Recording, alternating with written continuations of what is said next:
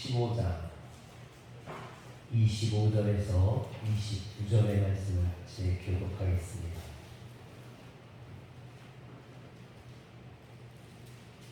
사도행전 15장 25절에서 29절의 말씀입니다. 사람을 택하여 우리 주 예수 그리스도의 이름을 위하여 생명을 아끼지 아니하는 자인 우리가 사랑하는 바나바와 바울과 함께 너희에게 보내기를 만장일치로 결정하였노라.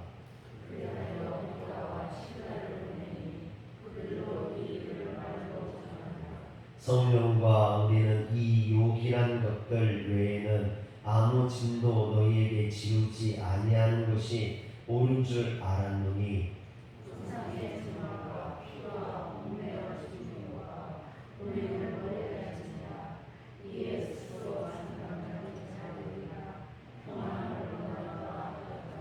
아멘. 할렐루야. 하나님의 은혜와 사랑이 우리 성도님에게 가득하게 임하길 주의 이름으로 축원합니다.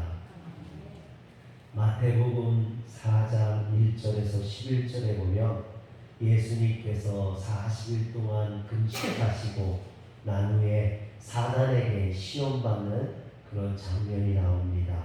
그런데 사단이 예수님을 시험하는 곳은 도시 한복판도 아니었었고 목가적인 풍경의 초원도 아니었습니다. 예수님과 사단의 대결의 장소는 아무것도 없었던 그런 광활한 그런 광야였습니다. 광야는 아무것도 없는 말 그대로 삭막한 죽음의 땅입니다. 아무도 살 수 없는 곳이죠. 그곳에서 예수님은 40일 동안 금식하셨고 또 사단에게 시험을 받으셨습니다. 그때 사단이 예수님을 뭐라고 시험하냐면 마태복음 4장 3절에 보니까 내가 만일 하나님의 아들이거든 명하여 이 돌들로 떡덩이가 되게 하라 그랬습니다. 또 성전 꼭대기로 데리고 가서 4장 6절에 보니까 내가 만일 하나님의 아들이거든 뛰어내리라 그랬습니다.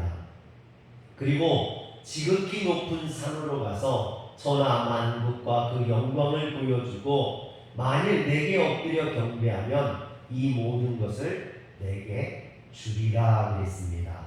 사단의 이 세 가지 시험은 아무것도 보이지 않는 그 광야에서 눈에 보이는 것들을 추구하면서 살라라는 유혹이었습니다.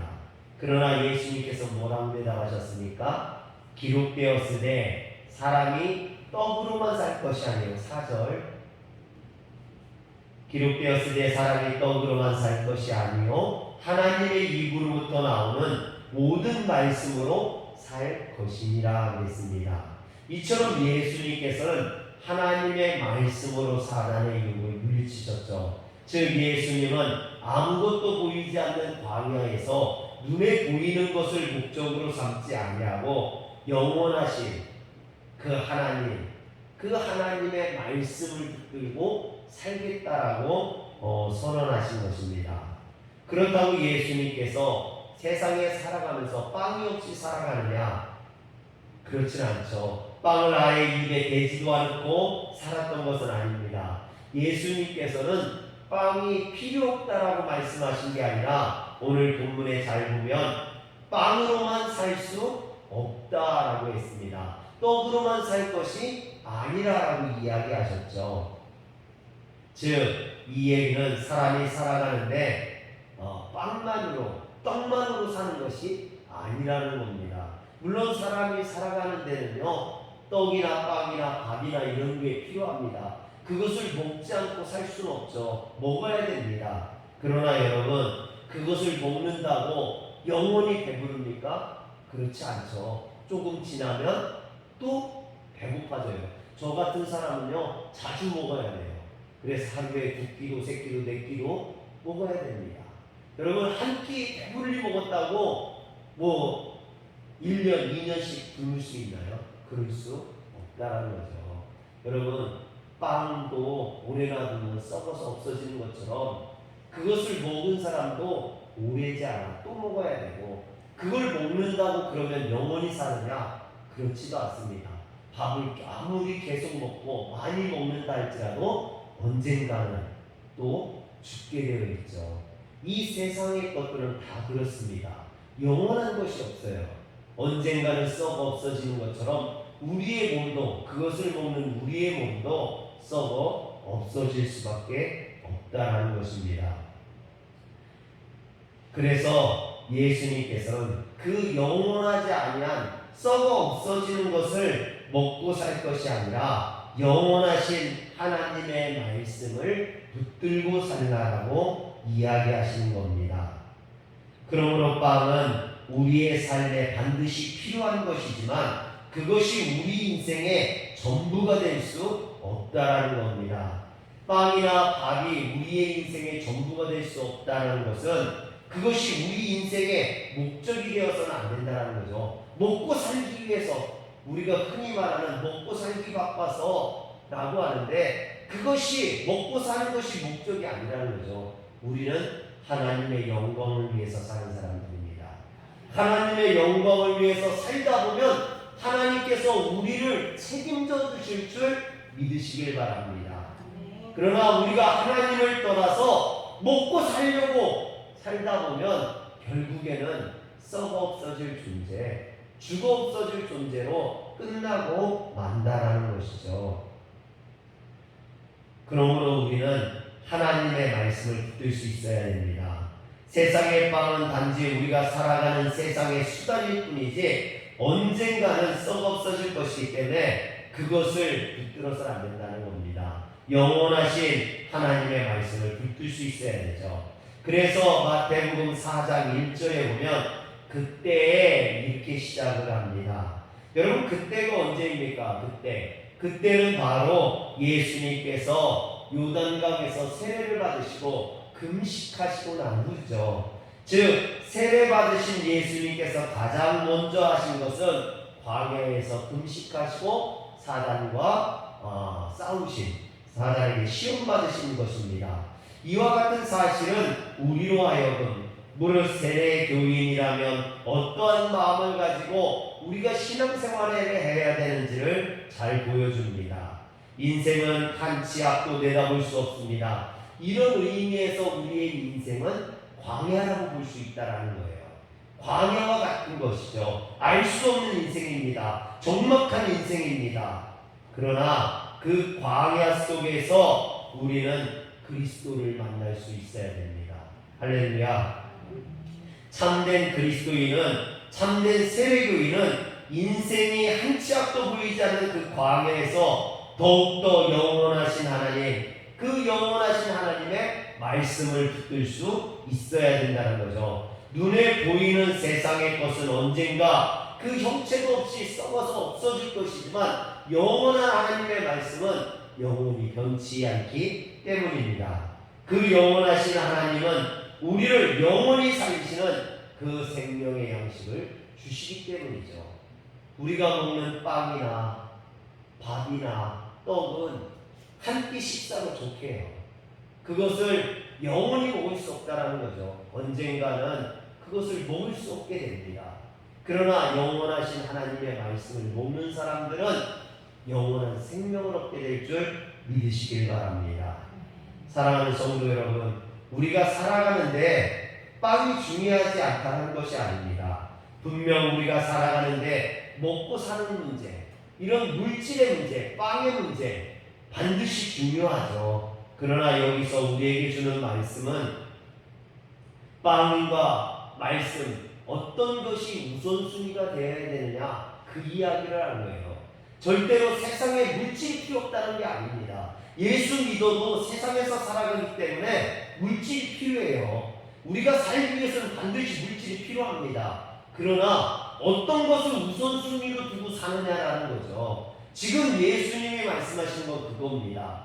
말씀을 우선순위에 두는 사람은 영원히 살 것이지만 세상적인 그 빵과 물질을 우선순위에 두는 사람들은 그것과 함께 썩어질 것이다라는 겁니다. 그러므로 사랑하는 성도 여러분, 우리 인생의 물질은 수단이에요. 그걸 목적으로 삼아서는 안 됩니다. 여러분, 하나님의 말씀을 목적으로 삼는 사람은 물질은 당연히 하나님이 주시는 수단으로 따라오는 줄 믿으시길 바랍니다. 오늘 우리가 읽은 이제 사도행전 15장으로 돌아와서요. 제1회 예루살렘 공의회가 끝나자 예루살렘 모교회는 즉시 이것들에 대한 후속 조치를 시행합니다.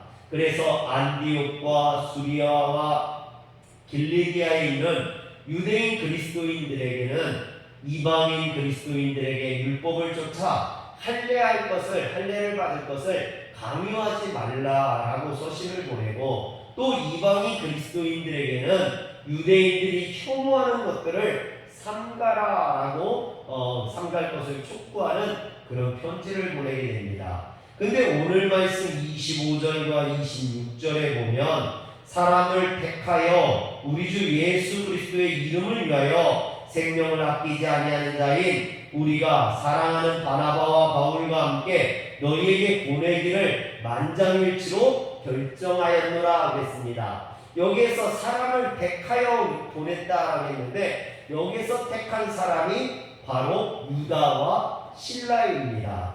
예루살렘 모교회는 유다와 실라를 택하여 바울과 바나바와 함께 안디옥에 보내며 이방인 교회들에게 제1차 예루살렘 공의회를 통해서 결정된 것을 전하고 그것을 따를 것을 촉구하며 이것 외에 다른 법은 있을 수 없음을 분명하게 밝히고 있는 겁니다. 그런데 예루살렘 교회는 유다와 실라를 보내기로 결정하면서 이 일을 만장일치로 결정했음을 밝히고 있습니다. 이는 만장일치로 번역된 헬라어 호모티마토는 한마음으로 라는 뜻이에요. 한마음으로. 모두 한마음이 되어 유다와 실라를 보내기로, 그리고 그들의 결정을 따를 것을 촉구하기로 이렇게 결정했다라는 겁니다. 그렇다면 여기서 한마음으로 결정한 사람은 누구일까요?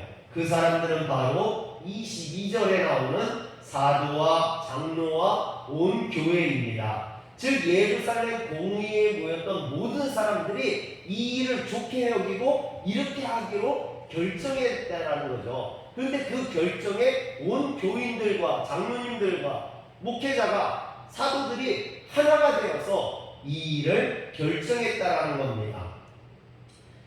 다시 말해서 예루살렘 공의회에 참석했던 모든 교인들이 한마음이 되어 공의회 결정을, 판결 내용을 따르기로 하고, 또 이것을 편지로 써서 유다와 실라를 통해서 안디옥과 수리아와 길리기아에 있는 교회들에게 보내기로 했다라는 것이죠. 그런데 여러분, 이것이 얼마나 놀라운 일입니까? 왜냐하면 제1차 공의회가 왜 열렸습니까? 이방인들의 할례 문제 때문에. 그런데 이 제1차 공의회가 열리기 이전부터 이 할례 문제 때문에 교회가 소란스러웠다라는 거죠. 할례를 행해야 된다. 이방인들이 구원받기 위해서 당연히 율법을 쫓아, 모세 율법을 쫓아 할례를 행해야 된다는 측과 할례를 행하지 않아도 된다는 측이 서로 대립되고 계속해서 논쟁을 하고, 그래서 제1차 공의회 때 얼마나 많은 시간 동안, 긴 시간 동안 이 문제 때문에 서로 격렬하게 토론하고 언쟁하고 논쟁하고 다투었다라는 거죠. 그런데 이제 그것을 결정을 하고 그 논쟁 끝에 베드로와 바울과 바나바가 자신들의 경험을 통해서 이방인들을 구원하시는 그런 하나님의 섭리를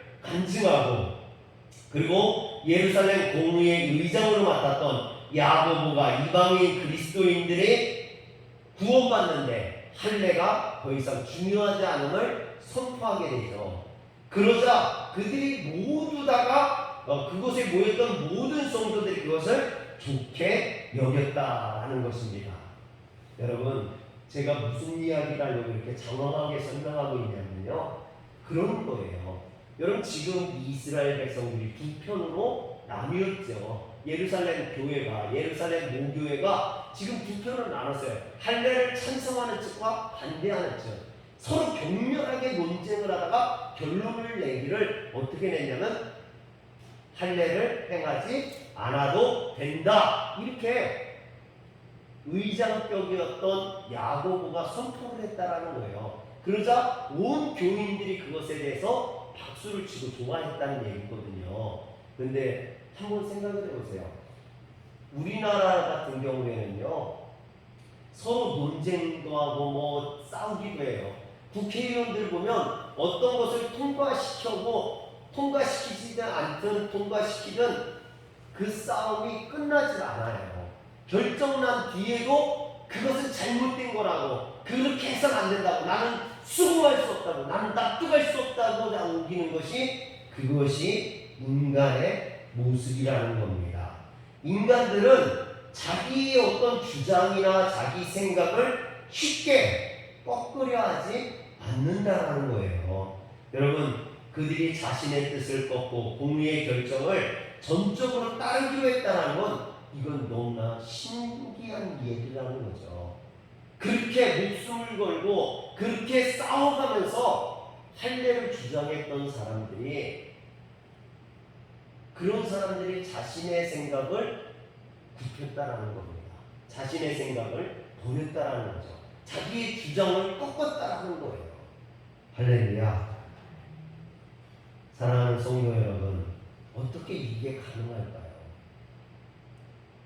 아니, 그렇게 싸우던 사람들이 어떻게 하나 될 수 있었을까요? 여러분, 저는 이게 다른 교회의 모습이라고 생각을 해요. 어떤 문제를 놓고 해야 된다, 안 해야 된다, 논쟁이 있을 수 있어요. 그러나 그 논쟁이 다 같이 교회를 위한 논쟁이고, 그것이 교회 주님의 일을 위한 논쟁이라면, 그리고 나중에 결론이 내려지면 그것이 좋든지 싫든지 모든 성도들이 그것을 따라야 된다는 겁니다. 하나가 되어야 된다는 거죠.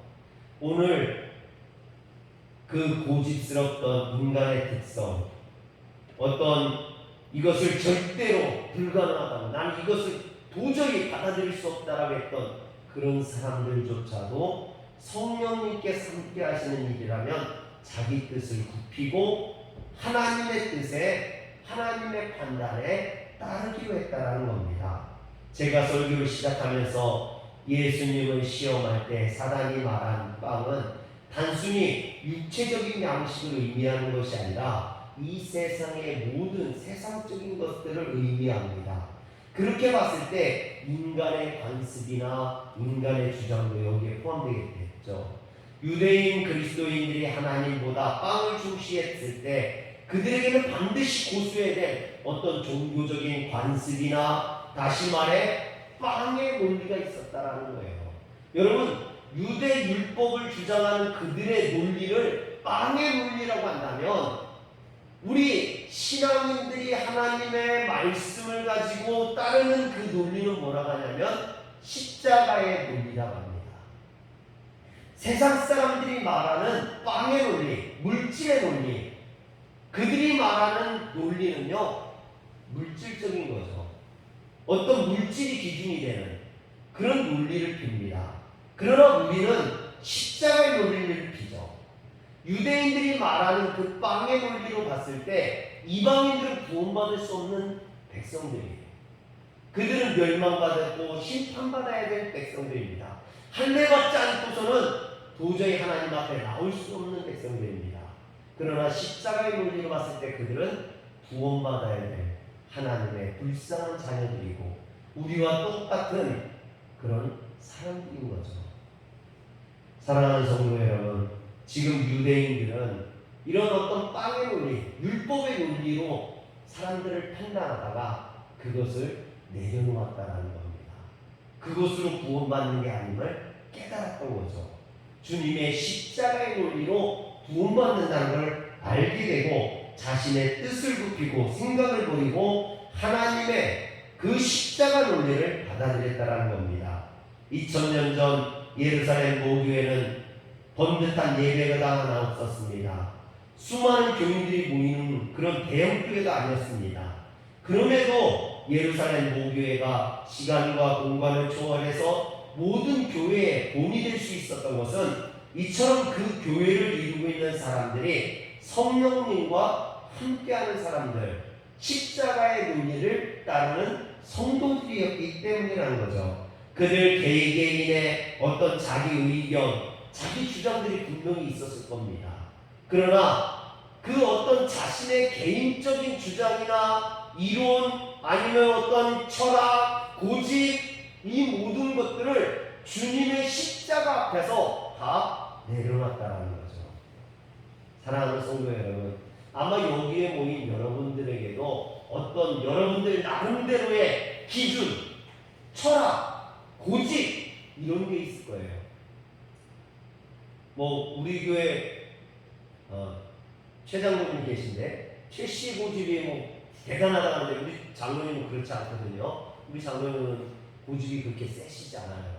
여기는 이씨 고집도 묻지 않아요. 이씨 고집의 곱슬머리, 저도 고집이 상당합니다.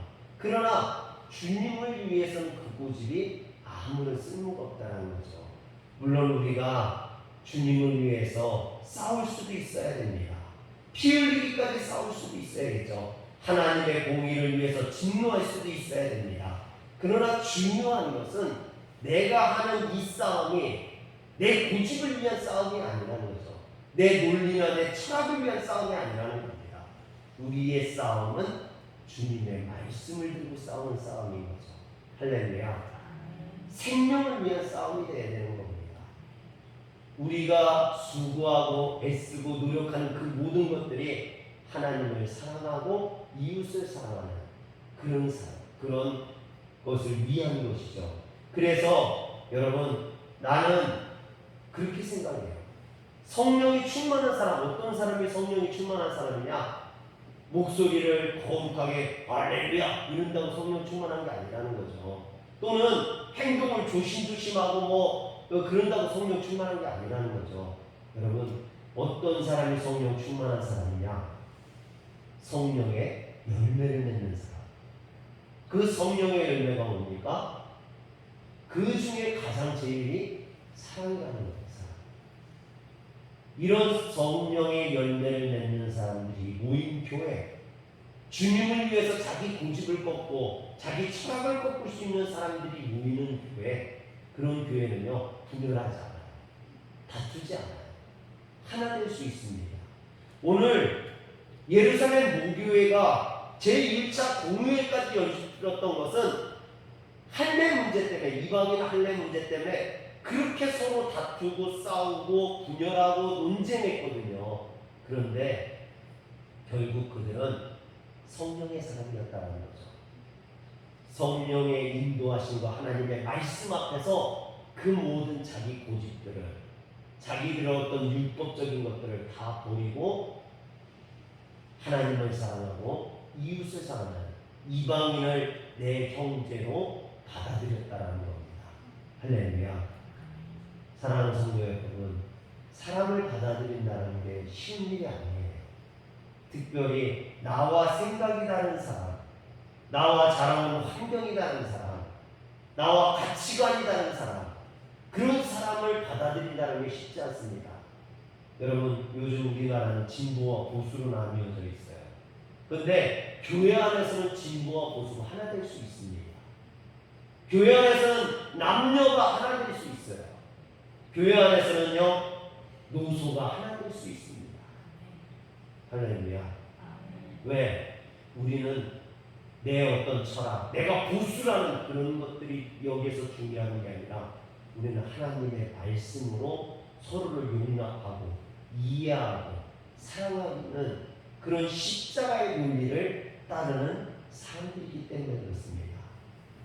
사랑하는 성도 여러분, 오늘 예루살렘 모교회가 그랬던 것처럼 주님이 우리에게 원하는 그 십자가의 도를 가르쳐 주셨던 것처럼 오늘 우리 또한 그 십자가의 도를 따름으로 우리 화려한교회가 서로 분열하고 다투고 핑가르는 교회가 아니라 하나 되고 서로 사랑할 수 있는 그런 교회가 되시길 주의 이름으로 축원합니다. 기도하겠습니다. 전능하신 하나님, 우리가 눈에 보이는 것, 세상적인 가치관, 물질, 이것을 우선순위에 두고 살아가는 자들이 아니라 하나님의 말씀, 십자가의 도를 따르는 자들이 되게 하여 주시옵소서. 그래서 서로 편가르고 나누고 질책하고 싸우고 다투는 교회가 아니라 서로를 이해하고 용납하며 받아들이는 교회가 되게 하여 주시옵소서. 우리 안에 사랑의 열매가 맺기를 소원합니다. 우리 주 예수님의 이름으로 기도합니다.